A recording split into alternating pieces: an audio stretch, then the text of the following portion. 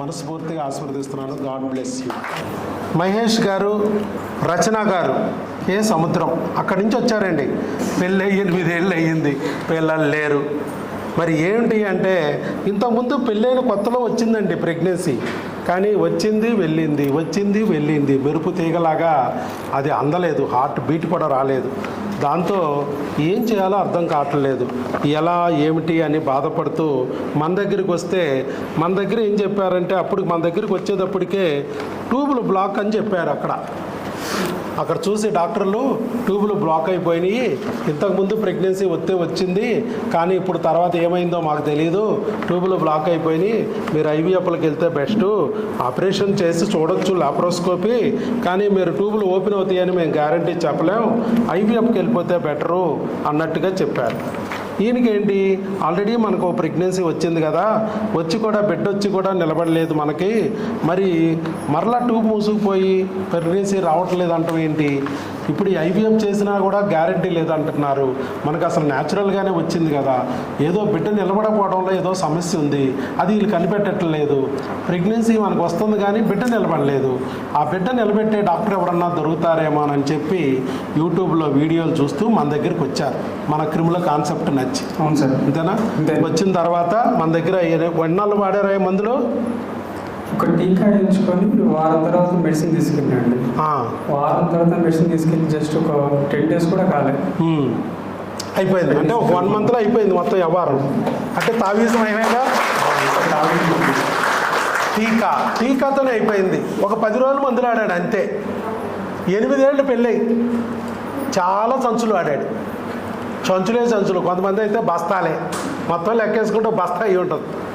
మరి అన్ని వాడినా కూడా రాని ప్రెగ్నెన్సీ జస్ట్ ఒక టీకా, 2 క్రిములకి మందులు అంతే, 2 క్రిములు, 2 రకాల క్రిములకి మందులు, ఒక రకం క్రిమికి టీకా, అంతే అయిపోయింది, వచ్చేసింది ప్రెగ్నెన్సీ.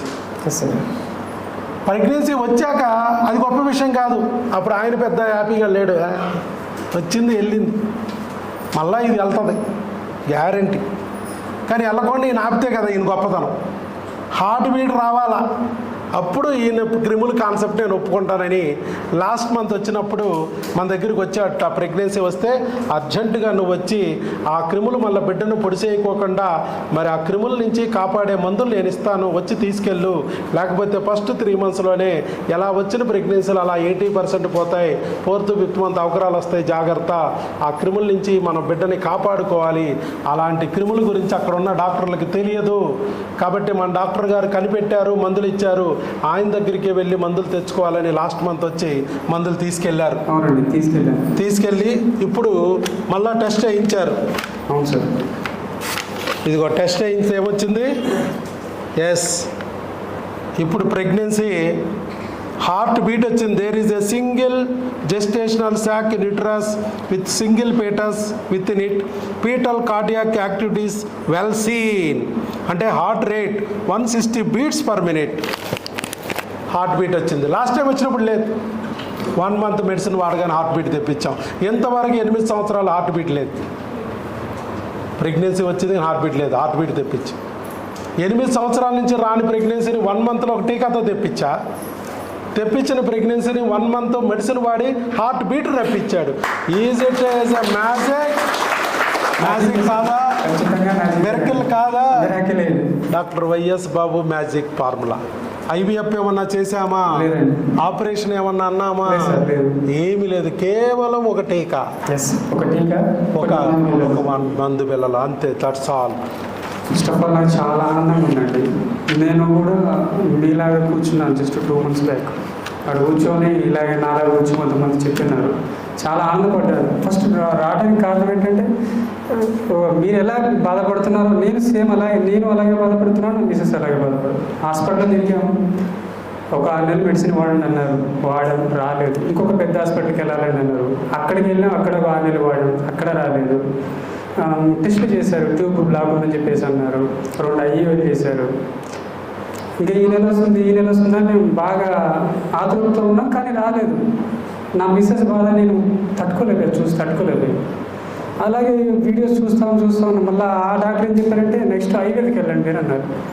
ఐవీఎఫ్ మన దగ్గర డబ్బులు లేవండి మేము పేదవాళ్ళం అని చెప్పేసి అంటే 1 సంవత్సరం కష్టపడండి, మీరు మీ భార్య ఇద్దరు కష్టపడి డబ్బులు సంపాదించుకుని తీసుకొని రండి, అప్పుడు ఐవీఎఫ్ చేద్దాం.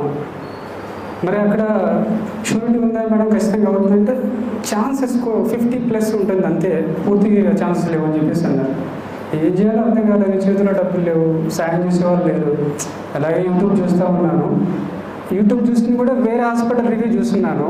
కింద ఏంటంటే ఒక అతను కామెంట్ పెట్టారు, ఇదంతా వేస్ట్, సార్ దగ్గరికి వెళ్ళండి, వైఎస్ బాబు ట్రస్ట్ క్లినిక్కి వెళ్ళండి, అక్కడ ఖచ్చితంగా అవుతుందని చెప్పేసి అన్నారు.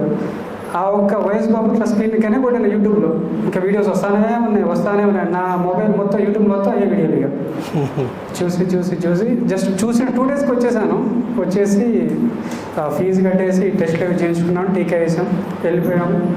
ఒక 10 డేస్ అంతే వాడాం, పాజిటివ్ వచ్చేసింది. నాకు చాలా ఆనందంగా ఉంది. ఇక్కడ మీరు కూడా నేను ఎంతైతే నమ్మకంతో వచ్చానో మీరందరూ కూడా అలాగే నమ్మకంతోనే ఉండండి. అనవసరంగా ఆలోచన పెట్టుకోకండి, ఇన్ని పైసలు అవుతున్నాయి అన్ని పైసలు అవుతున్నాయి అని అనుకోకండి. ఖచ్చితంగా మనస్ఫూర్తిగా నమ్మి సార్ చెప్పిన విధానాన్ని పాటిస్తూ మెడిసిన్ వాడండి, ఖచ్చితంగా పాజిటివ్ వస్తుంది, అందరికీ పాజిటివ్ వస్తుంది. Thank you. గాడ్ బ్లెస్ అయ్యా.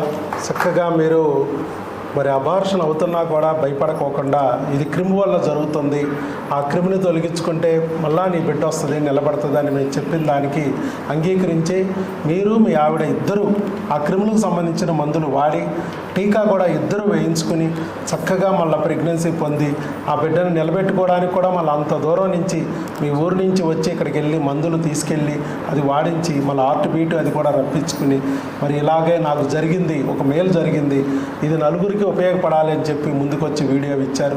మీకు అభినందనలు, ఆల్ ది బెస్ట్. ఇన్నాళ్ళు దేవుడు మీకు ఎలాగైతే వెనకాలండి నిలబడి మిమ్మల్ని ఇక్కడికి రప్పించి బిడ్డనిచ్చాడు, అదే బిడ్డ వెనకాల దేవుడు రక్షిస్తూ ఉండి చక్కగా మీ చేతుల్లో పెట్టాలని, నిన్ను పితృదేవుడిగా మార్చాలని, మీ ఆవిడ మాతృదేవతగా మార్చాలని మనస్ఫూర్తిగా ఆశీర్వదిస్తున్నాను. God bless you.